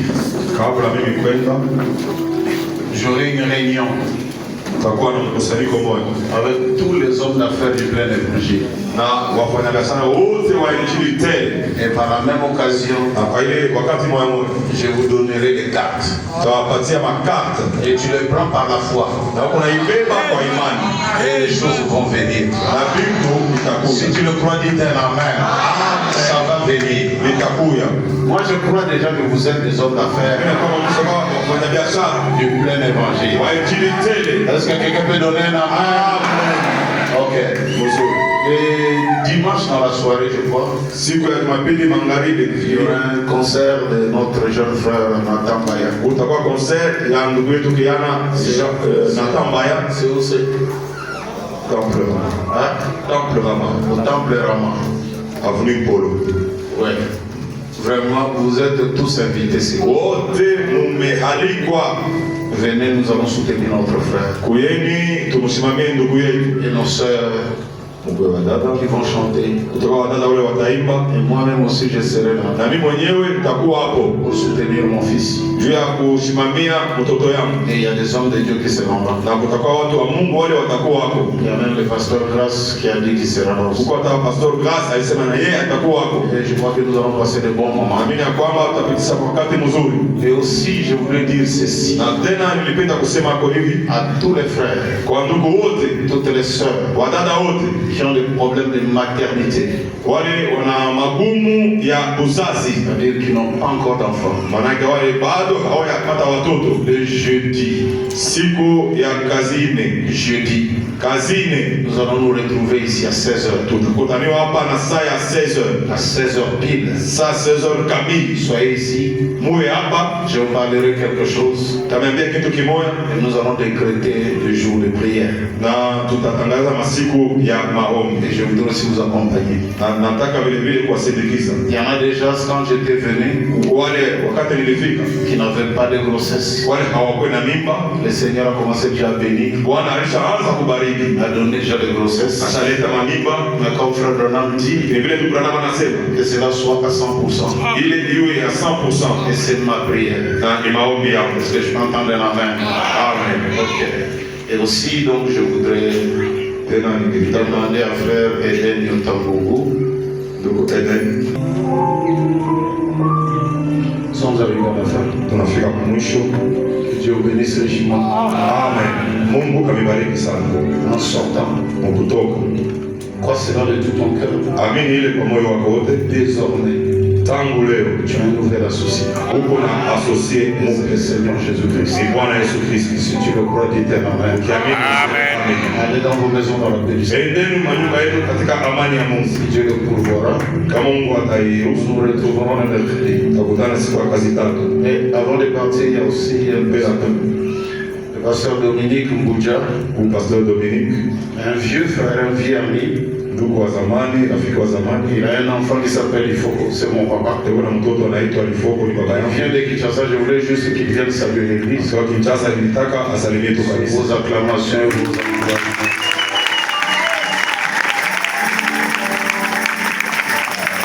Et parle de Lingala de l'Équateur, je ne sais pas, tu vas parler en français? Ah. Alléluia. Je vous salue tous au nom de Jésus-Christ. Amen. Wasamini wote kwa jina la Yesu Kristo. C'est Amen. les frères Dominique Mbunja. Ni ndugu Dominique Mbunja. Comme vous en avez. Bwana Mbunja.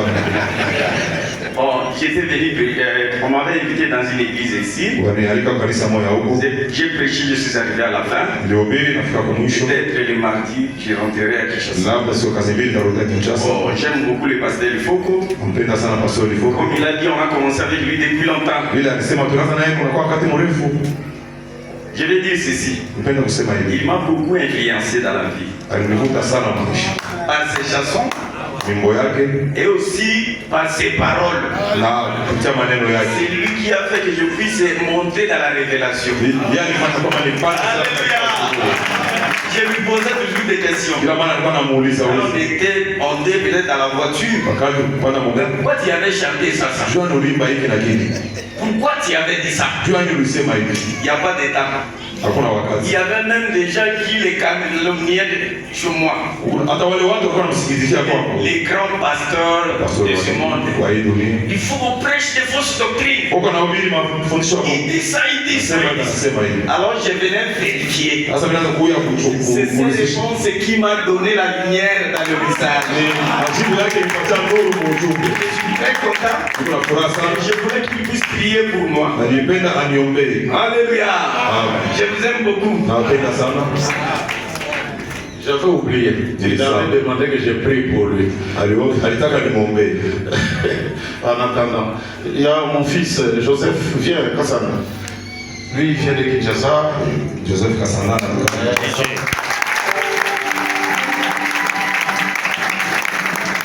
Que Dieu bénisse richement. Mungu amebariki sana.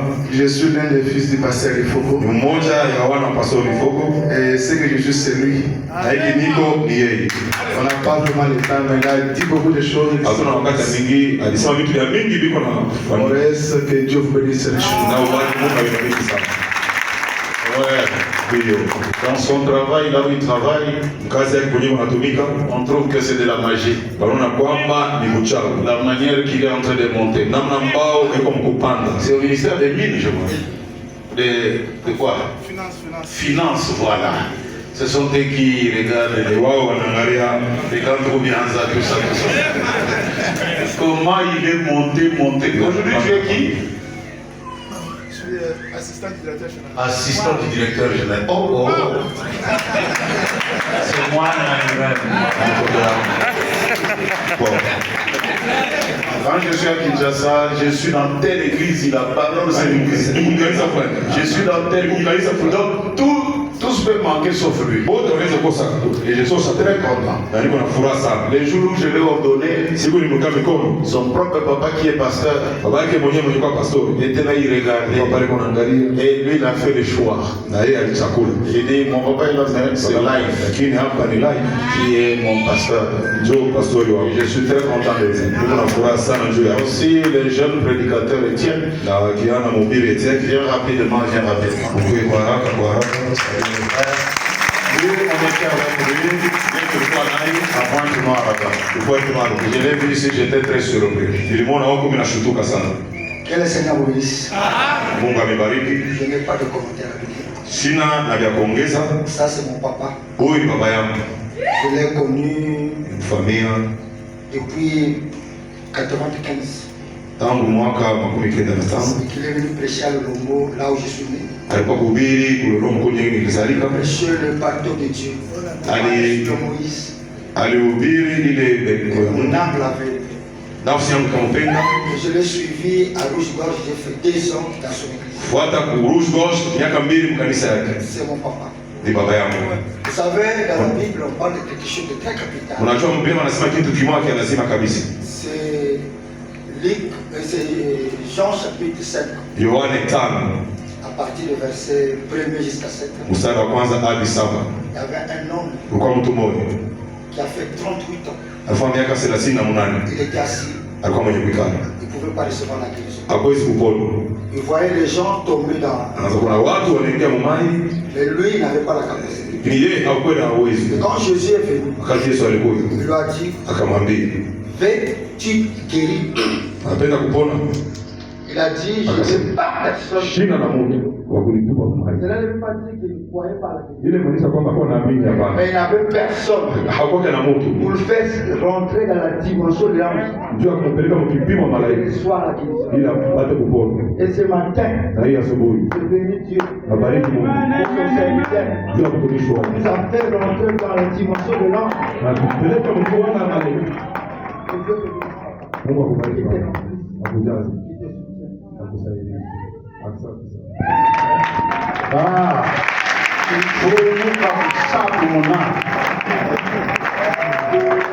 Nous avons dit que ça pour nous a bien. Ok, c'est comme ça qu'on parle chez nous là-bas. Nous avons ça pour nous guérir. Si on veut, il y a des gens qui vont voter.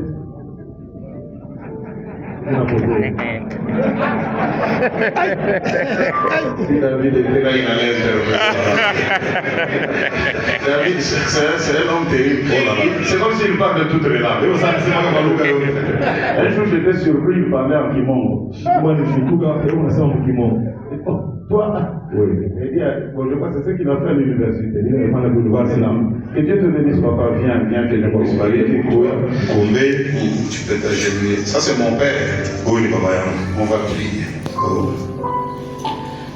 Seigneur Dieu Tout-Puissant, donateur de tous les bons excellents, c'est toi qui m'as fait croiser ton serviteur Dominique Mounja.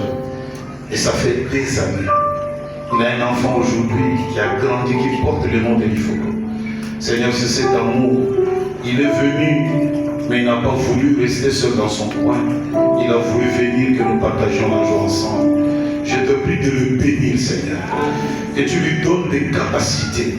Que son église aille de l'avant. Qu'il soit béni, Jésus. Fais en sorte, Seigneur, quand il se tiendra derrière la chair, que le surnaturel soit vu, que le surnaturel soit ressenti. Seigneur, je crois. Tu as fait de moi juste un instrument de bénédiction pour mes frères. Et ça n'a jamais raté. Papa, bénis-le, bénis sa famille, bénis son épouse, bénis les enfants et bénis son église en ce matin. Au nom élevé de notre Seigneur et Sauveur Jésus-Christ, j'ai ainsi prié. Amen. Que Dieu te bénisse, papa. Je crois que je viendrai quand le Seigneur dit. Nous allons faire la vraie ordination. Et j'ai prié simplement pour toi. Ok, acclamons le Seigneur Jésus-Christ.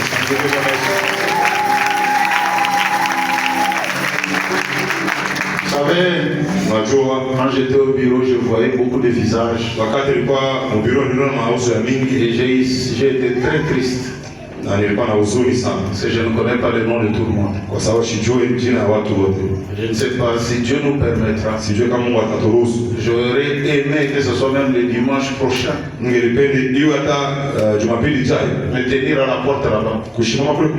Et saluer tout le monde. Et que je regarde le visage de tout le monde. Ça fait pas quand même bien. Vous me connaissez. Moi je ne vous connais pas. Ça ne fait pas bien. L'un des secrets aussi pour être bien, c'est que ton pasteur te connaisse, ta famille, et toi aussi tu connaisses ton pasteur.